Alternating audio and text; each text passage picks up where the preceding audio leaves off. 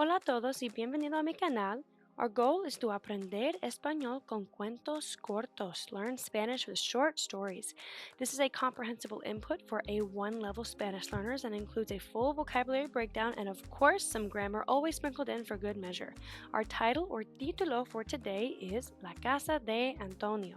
We're going to start by going over some of the nouns, adjectives, and verbs you will see, and then we will jump into the short story so you can see how much you've learned. My suggestion is going to be to pause and collect these words as we go, add them to a flashcard deck so that they'll be retained in long-term memory. So let's start with nouns. You will notice that Spanish nouns have clear patterns that help us recognize their gender. In Spanish, nouns are either masculine or feminine.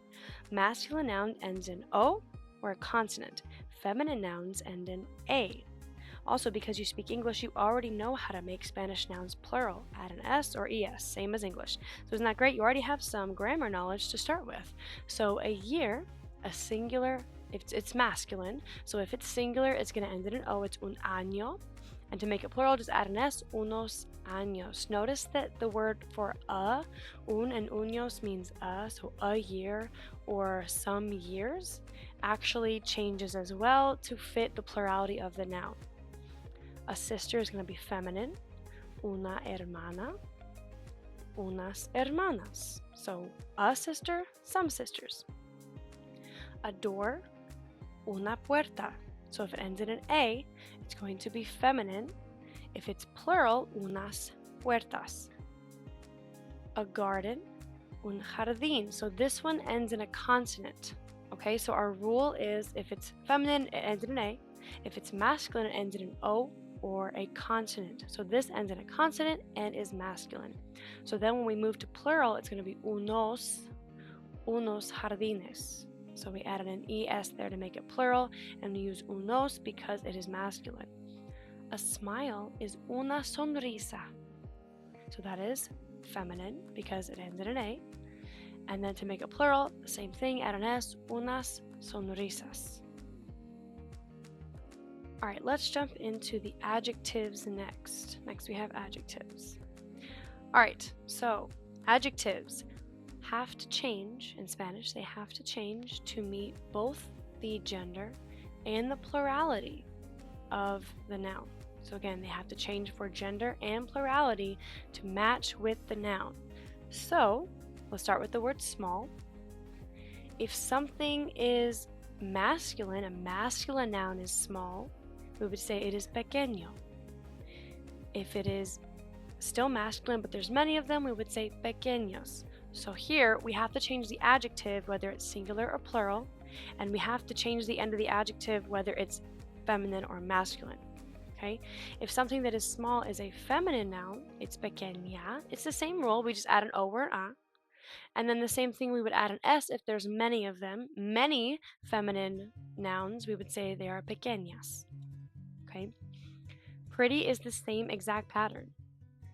Bonito for singular masculine, bonitos for plural masculine, and then singular feminine would be bonita, plural feminine is bonitas.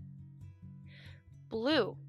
Azul does not have the O or A rule, it just ends in a consonant, and so you don't actually have to change this one. It's either going to be singular or plural. You don't have to make this one match the gender. It doesn't matter what the gender is. It will either be azul if it is feminine, and azules if it is plural. Azul if it's singular, and azules if it's plural. One thing about this, a lot of Spanish speakers in the early phases try to say azul. The Z is pronounced like an S, so azul, azules. Red follows that same pattern again. Rojo, rojos, roja, rojas. Yellow, same pattern again. So if it's singular and masculine, amarillo. If that's plural, amarillos. If it's a feminine noun, we would either say amarilla or amarillas. Another little tip is a double L, two L's right next to each other, will be pronounced like a Y. So it's not amarillo, it will be amarillo or amarilla. All right, let's move on to the verb. I don't want to throw a bunch of verbs out, especially when I'm also throwing conjugations out. I feel like that's too much at once. Let's focus on the verb vivir. It means to live. Vivir means to live. And this is a conjugation chart. It's going to break down the way that we change verbs to match the subject. So if I am the one doing the living, I live, I would need to change the ending of the verb to match me. I live is yo, I, vivo. If you are the one who is living, you live, tú vives. See how that ending changed from O to ES. So we can memorize these endings. It will be O for I, S for you, E for he or she, and then imos for a IR verb. It would be imos for we, and N for they. So let's go through this. What you can do with this to start internalizing those endings is to just reread it over and over again. I'm going to do it a couple times. Let's start slowly. Yo vivo, tú vives, él, ella vive. Nosotros, if it's a group of boys, or if there's even just one boy, it's nosotros. If it's a group of girls and it was we, nosotras vivimos, we live. And then ustedes, they, viven, they live. So let's go through that again. And what I like to do is I like to point to me, point out to you, point side to side for he and she.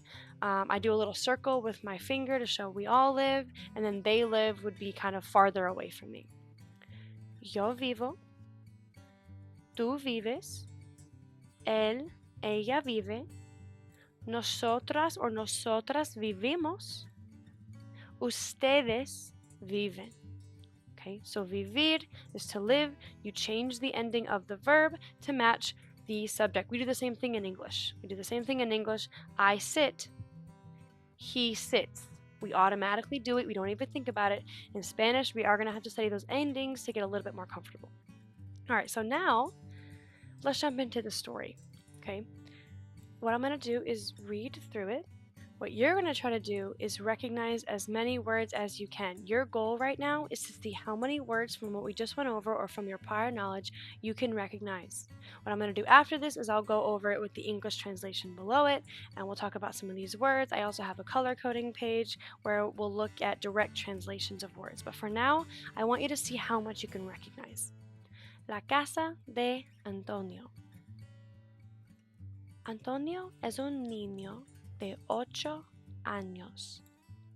Vive en una casa pequeña con su mamá, su papá y su hermana Elena. La casa de Antonio es muy bonita. Tiene una puerta azul y un jardín con muchas flores. Hay rosas rojas y amarillas en el jardín. Cada mañana, Antonio tiene una sonrisa. All right, so hopefully you were able to recognize a couple of the words that we had gone over. Now what I'm going to do is I'm going to reread it again, and you have the English translation below. Just pause, take a second to read over that English translation so that when I'm reading it again, you'll recognize some more of those words. I'll give you a second. Alright, so hopefully you paused the video and you read through the English translation. So now if there's any other kind of holes in vocabulary, maybe you can kind of fill them a little bit.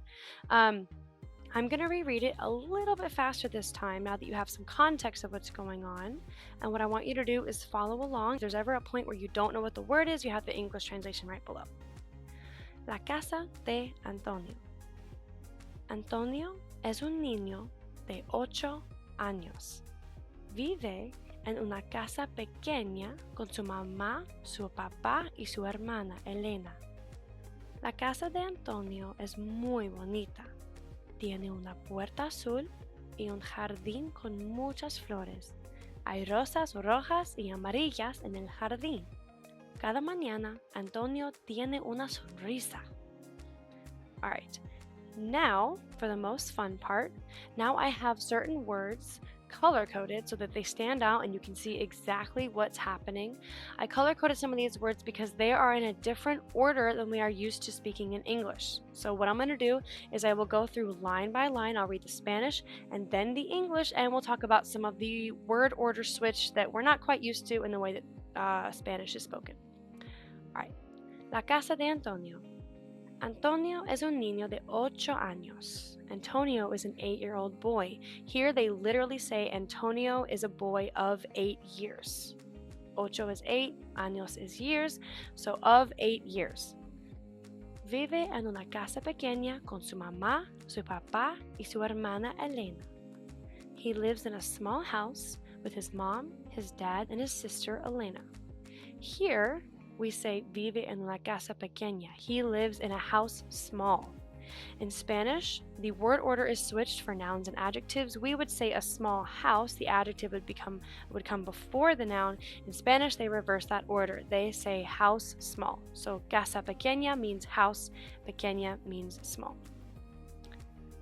This house, La casa de Antonio es muy bonita. The house of Antonio is very pretty. So here you have bonita, it is conjugated for la casa. The house is a feminine singular noun, so bonita is conjugated for feminine and singular. Tiene una puerta azul y un jardín con muchas flores. It has a blue door and a garden with many flowers. Again, blue door, they say puerta azul.